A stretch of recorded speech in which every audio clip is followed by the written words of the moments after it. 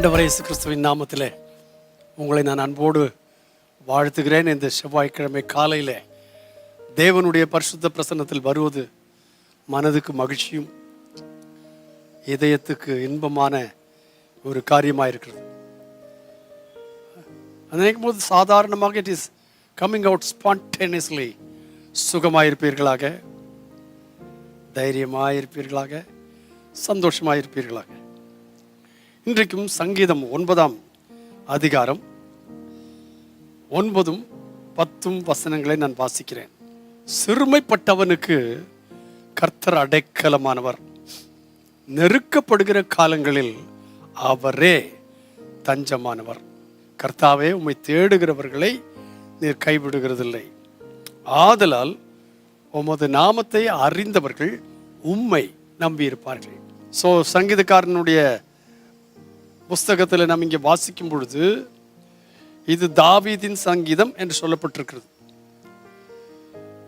அவர் சொல்லுகிறார், சிறுமைப்பட்டவனுக்கு கர்த்தர் அடைக்கலமானவர். யாரெல்லாம் சிறுமைப்படுகிறார்களோ, இந்த உலகத்தில் நிறைய பேரை சிறுமைப்படுத்துகிறார்கள், அவமானப்படுத்துகிறார்கள், கேவலப்படுத்துகிறார்கள். நாம் அந்த வழியாக கடந்து சென்று இருக்கிறோம்.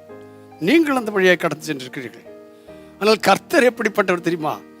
அப்படிப்பட்ட சிறுமைப்பட்டவர்களுக்கு கர்த்தர் அடைக்கலமானவர். The Lord also will be a refuge for the oppressed, a refuge in times of trouble.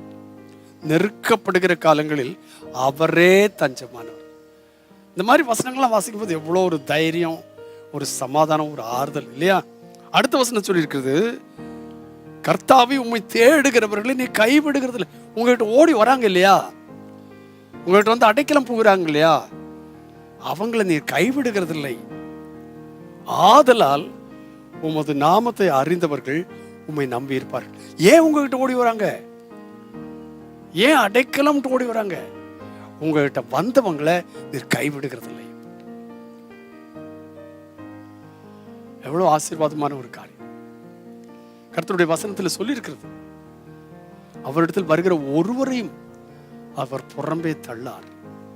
So இந்த காலவேளையில நம்முடைய சூழ்நிலைகள் எதுவாக இருந்தாலும், whether we are happy or sad, whether we are healthy or weak, whether we have everything or nothing, we can run to the refuge. அடைக்கலமாக இருக்கிற கர்த்தரிடத்துல ஓட முடியும். ஏன் என்று கேட்டால், அவரை நம்பி வந்தவர்களை அவர் கைவிடுகிறதே இல்லை. ஆதலால் உமது நாமத்தை அறிந்தவர்கள் உம்மை நம்பி இருப்பார்கள்.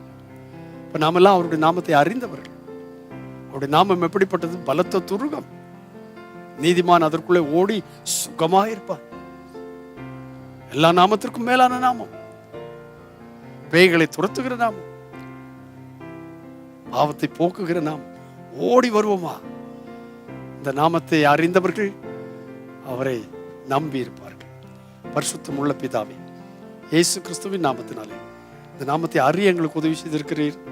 அந்த நாமத்தை நம்பி இருக்க உதவி செய்வீராக. இடத்துல ஓடிவர்களை ஒருத்தரையும் கைவிட மாட்டேன் ஆண்டவரே. அந்த நிச்சயத்தையும் தைரியத்தையும் உது பிள்ளைகளுக்கு தாங்க. இந்த நாள் முழுதும் பிரசன்னம் தேவரீர் உம்முடைய ஜனங்களோடு கூட இருப்பதாக இயேசு கிறிஸ்துவின் நாமத்தில் பிதாவே, ஆமென். ஸோ மறந்துடாதீங்க, சிறுமைப்பட்டவனாக இருக்கிறீர்களா? கர்த்தர் உங்களுக்கு அடைக்கலாம். அவருடைய நாமத்தை நீங்கள் அறிந்திருக்கிறீர்களா? அவரை நம்பி இருப்பீர்கள். God bless you.